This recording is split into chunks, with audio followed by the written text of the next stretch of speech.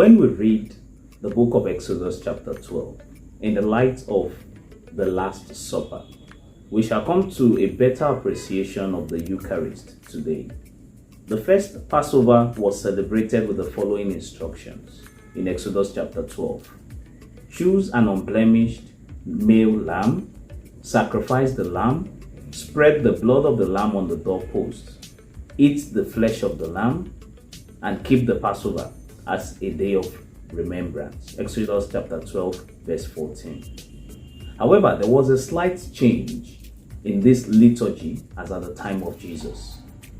While in the first Passover, the lambs were sacrificed and eaten in the homes of the Israelites in Egypt, as at the time of Jesus, the lambs had to be sacrificed in the temple and eaten in the city of Jerusalem.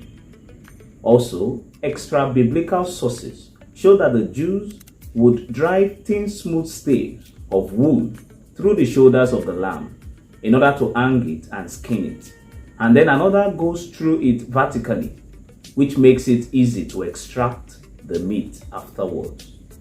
So the lambs were crucified, so to speak. Another reason why Jesus had to be crucified, to emphasize the fact that he was the lamb.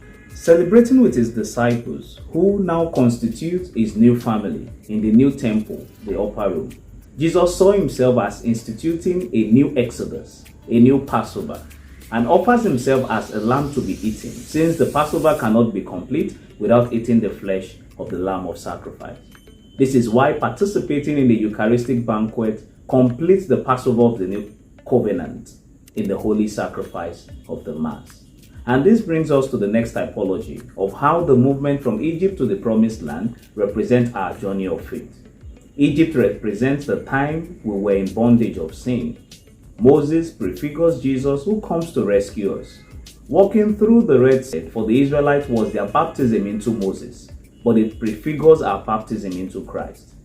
With the crossing of the Red Sea, a new life begins with the Israelites. God comes to dwell amongst them. After baptism, we too relate with God as a child would a father, and God comes to us to make it abode within us. On their journey to the Promised Land, they were fed with manna, the bread from heaven. On our journey to the Promised Land, we are fed by the bread of life, the Eucharist. They fell and disobeyed, but found God's mercy. We too have access to God's mercy in a more profound way at the confessional.